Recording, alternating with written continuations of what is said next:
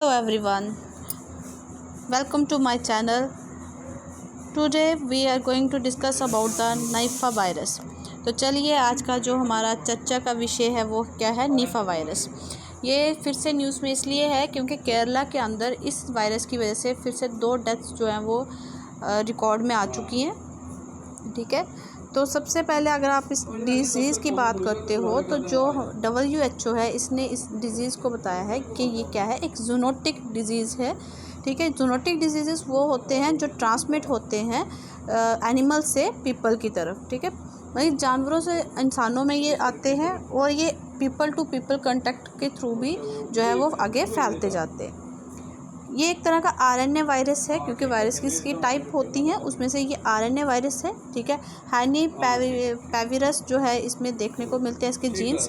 ठीक है, कुछ सिम्टम्स इसके अगर हम बात करें तो वो थोड़े से बाद में देखेंगे, लेकिन सबसे पहले हम देखेंगे which animal can spread the disease, कि कौन सा एनिमल है जिसकी वजह से ये जो डिज़ीज़ है ये स्प्रेड होता है।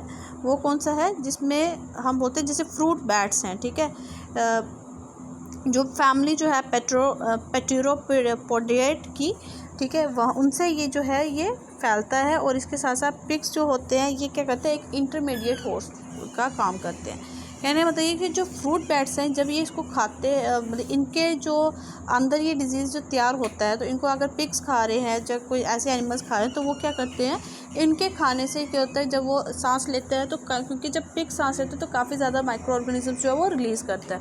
तो ये से क्या होता है, ये किसी ना किसी एनिमल में या फिर किसी दूसरे एनिमल में या किसी ह्यूमन में उसके कंटेक्ट में आ जाते हैं। ठीक है, बिकॉज वी नो दैट कि वायरसेस जो होते हैं वो मल्टीप्लाई होते हैं। ठीक है, मतलब कि बढ़ते जाते हैं, लेकिन वो उनका बढ़ने का सिस्टम है, उनको कोई ना कोई बॉडी चाहिए होती है जिसमें वो जिसके अंदर वो अपने आप को क्या कर सके, डबल कर सके, मल्टीप्लाई कर सके। ठीक है, अब इसके बाद देखो सिम्टम्स कौन से होते हैं। अगर इसके आप देखोगे जैसे फीवर हो गया, इन्फ्लुएंजा जैसे होते हैं। ठीक है, इन्फ्लुएंजा के सिमिलर ही दिखते हैं। मसल पेन हो गया, रिस्पिरेटरी प्रॉब्लम्स हो गई, ब्रेन में जो है इन्फ्लेमेशन होना, दर्द होना, जिसकी वजह से डिसओरिएंटेशन रहना।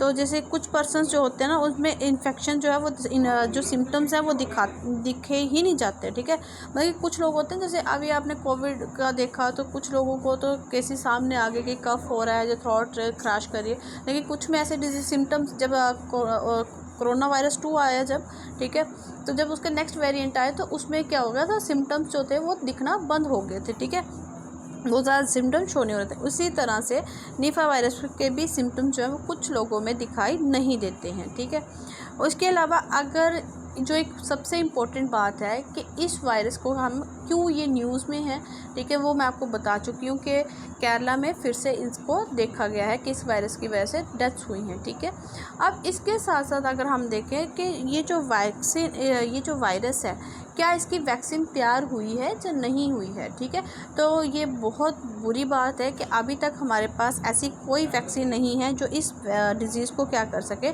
ठीक कर सके। ठीक है, चाहे एनिमल्स के लिए हो चाहे ह्यूमन बींग्स के लिए हो, कि इस बीमारी को फैलने से रोका जा सके, ऐसा कोई भी किसी भी किस्म की जो वैक्सीन है हमारे पास अवेलेबल नहीं है। ठीक है, इसी वजह से क्या है, ये रीज़न है कि जब भी निफा वायरस की बात आती है तो कुछ हद तक जो भी हमारी मेडिकल एजेंसीज होती हैं वो क्या हो जाती है, वरीड हो जाती है।